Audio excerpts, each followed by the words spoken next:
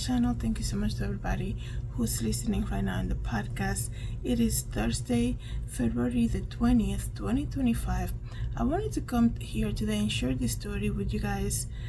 Some sad story that I heard recently, and I was like, I need to share this on my channel, my podcast.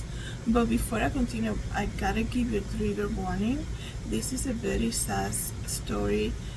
It can get, by the details of it, which I'm going to share with you, I'm going to try to share with you, it can get very graphic. So I just going to give you a trigger warning, especially if you are the mother or a family member of little children, of younger children, right?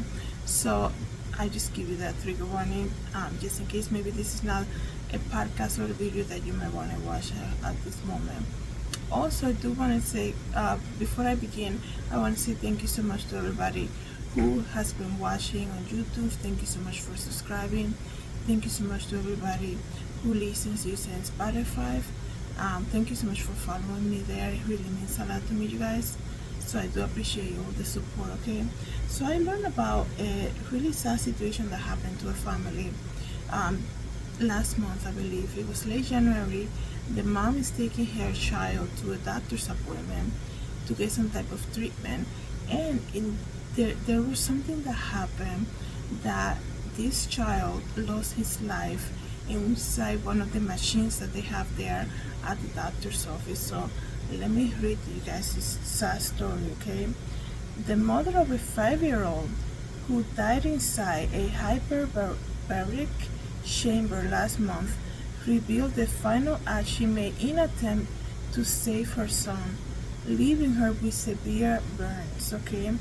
So Annie Cooper, that's the mom's name, rushed to the rescue of her son Thomas after the hyperbaric chamber he was receiving oxygen therapy inside suddenly caught fire on January 31st of this year, 2025. So imagine the shock. You go and bring your child to get get treatment at a doctor, at a clinic, right? And he's getting the treatment done inside of this machine, and suddenly you hear there's some type of commotion going on back, in the back, and they call you to the front saying something happened to your child, and right now the machine where we put your child in, your 5-year-old, to get treatment, has caught fire. Imagine that scenario. Just imagine that to anybody, right? Imagine knowing that your child is in there. Of course she's going to do everything that she can to try to save the child. It's just so crazy, you guys. And the reason that I'm also sharing this to let you know that this could happen to anybody. There's a lot of negligence that happens, especially in medical. Like I told you before, there's a lot of people right now.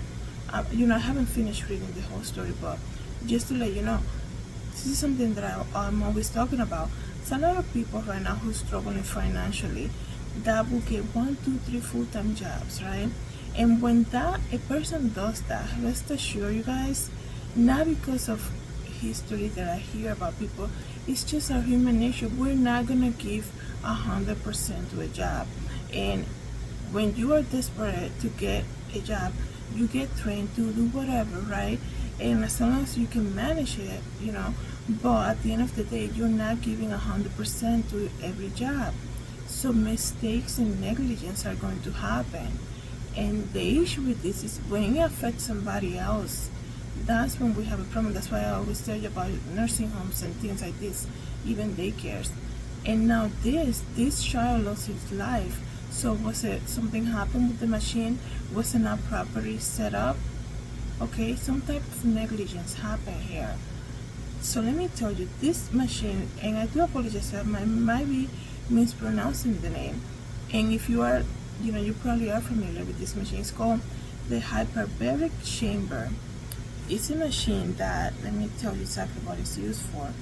It's used to deliver hyperbaric oxygen therapy, also called HBOT, where a patient breathes pure oxygen inside a pressurized chamber, allowing more oxygen to reach the body's tissue and aiding in the healing of the conditions like decompression sickness, carbon monoxide poisoning, severe wounds, burns, and certain infections that don't respond to standard treatment.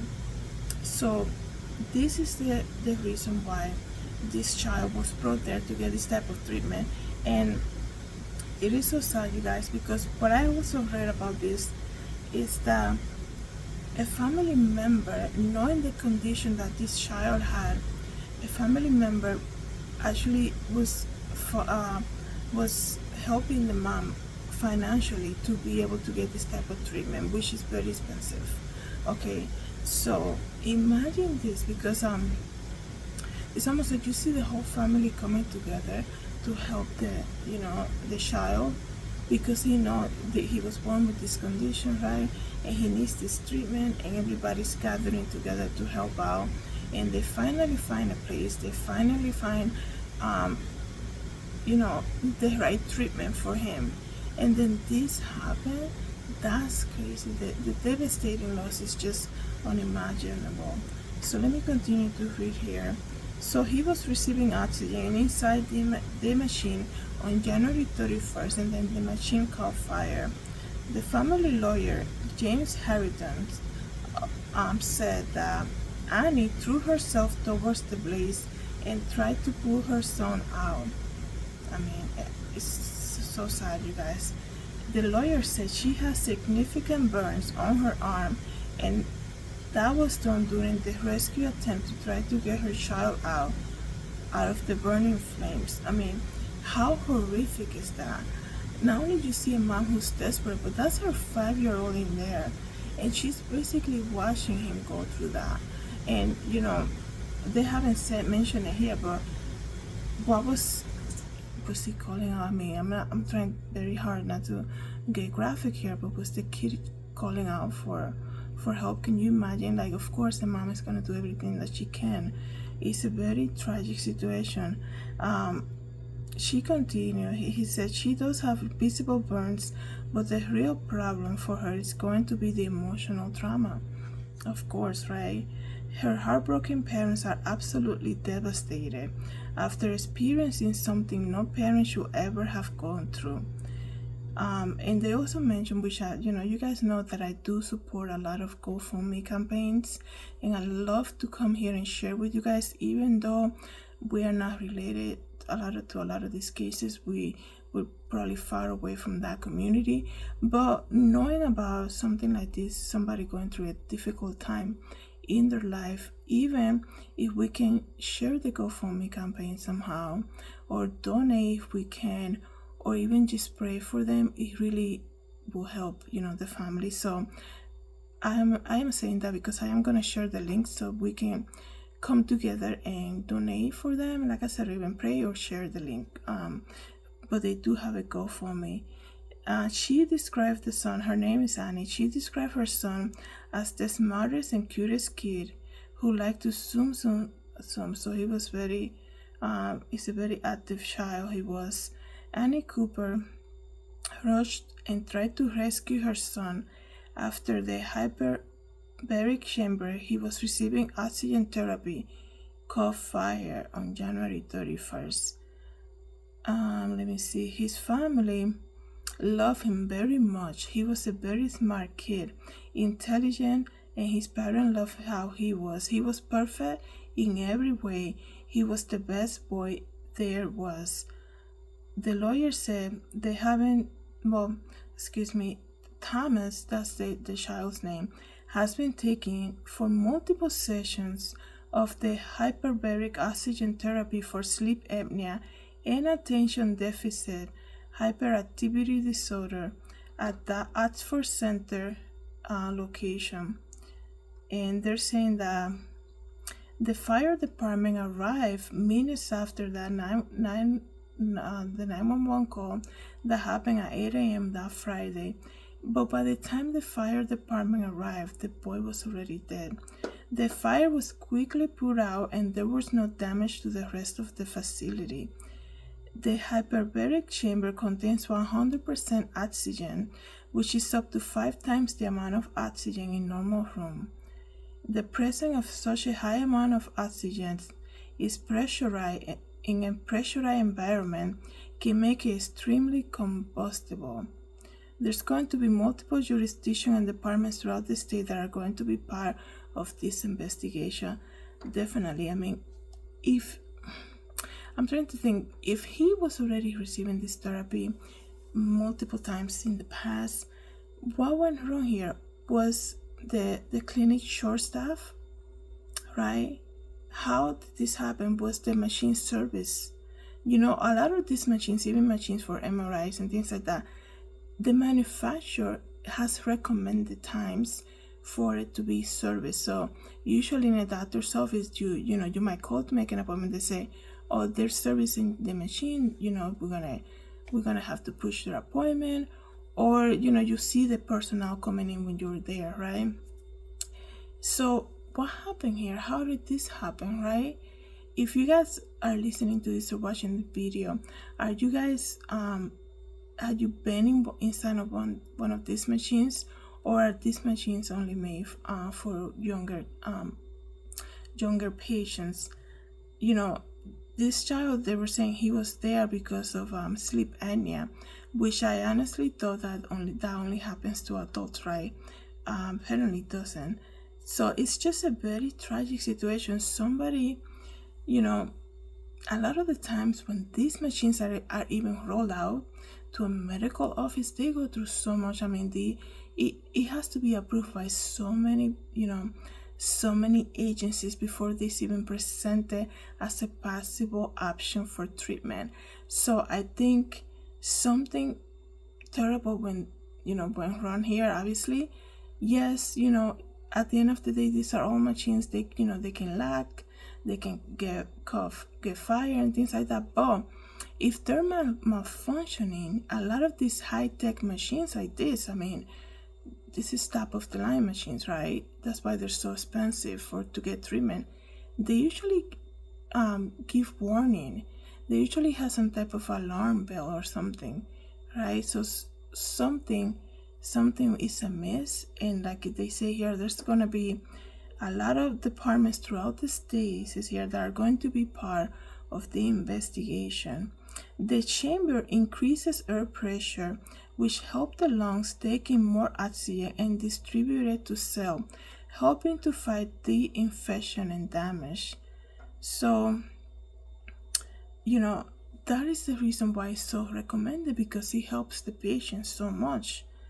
It's just so unfortunate that they have to go to this, right? Let me see.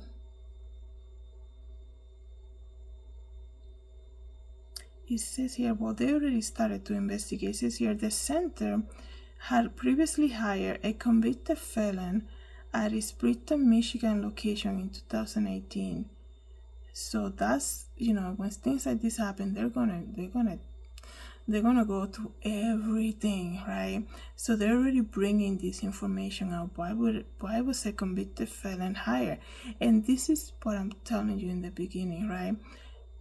We see it, guys. We see how many people are just these days so careless. Even the way you go get service, and for whatever, right? It could be so many things, and you see that there is this type of carelessness, right?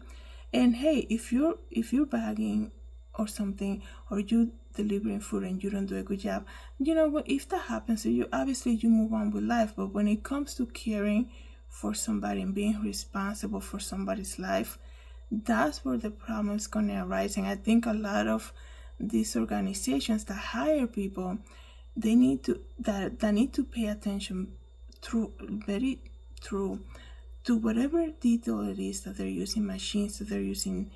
They need to understand, like, when a patient comes in, you're basically holding their lives in your hands. So they need to investigate when it comes to HR. How many jobs do you really have? Can you really do this job, right?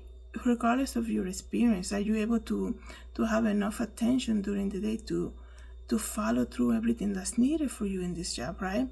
Because, not only are these people paying so much money to get this treatment, you have somebody's life in your hand, right? So this is something else that they need to start checking, investigating, right? So it says here that, let me just read briefly. It's so sad that this family had to go through this. I'm trying to see briefly what some of the comments are saying of the people here. Let me see real quick.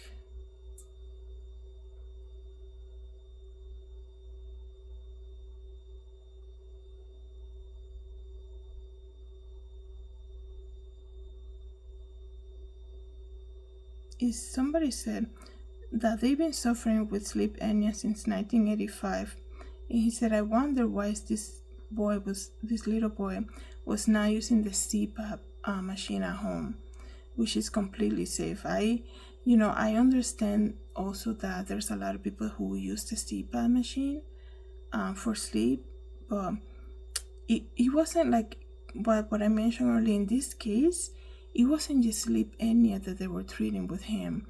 There were other conditions, right? And you need to understand, there's a family member who was paying so much money just to help the family out so that Thomas could get the therapy that he needed, right? And they've been going through that therapy for some time, right? So let me just see what else people are saying. Well, this is the thing, like when it comes to this thing, unless you really know how this operates, meaning the machine, and you have somebody close to you who probably used it in the past, it's kind of hard to think, because a lot of the time people are saying here in the chat, how come he wasn't given medication instead? Like, I'm sure the family thought of that already. Sometimes people think that people are walking around with blindfolds in their eyes and be like, oh yeah, $8,000 for a treatment for therapy, I'll do it. Like, of course they thought about everything else in the past, everything else that was presented to them before. And even though this treatment was expensive, maybe, they were convinced this is what the child needed. So that's why we have to be let me see. We need to think before we say something like, how come he was given the machine instead of medications? He was not treated just for sleep apnea. There were other conditions too, right? So people are also saying, like I just said, how come somebody said absolutely terrible, but we need to ask the question, why is this being used to treat ADHD, which is a psychological disorder? But somebody said these machines are used to treat a number of conditions. So somebody said, what a strange treatment for a 5-year-old. So this is why now that this happened, right? And you just thinking about it now, a 5-year-old, I mean, I wonder if this child was like, how was he like, a 5-year-old who's, the mime described him as a sum, like he goes, he's very fast and things like that. Was he given something to calm him down, to sit on that therapy? Like, how does that work? I mean, 5-year-old, to keep them calm, I'm sure, it takes a lot of, especially a hyperactivity diagnosed child, right? What was given to the child to keep him calm during that therapy? And like, was he trying to leave or something? Or was he giving something to stay that time for that, for that therapy session? There's so many questions, right?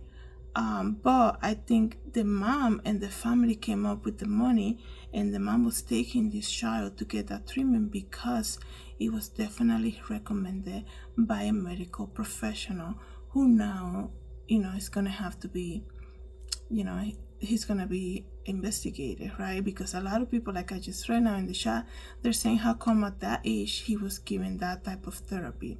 So that's what the police said. There's going to be a lot of multiple state departments investigating what happened here and what kind of treatment was given to this child and why this machine caught fire. So like I said, you guys, I'm gonna leave the link for the GoFundMe so you guys can share that, and if you want to help donating, you can do so.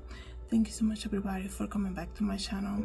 Thank you so much, everybody who's listening in the podcast. Have a good day, everybody. God bless.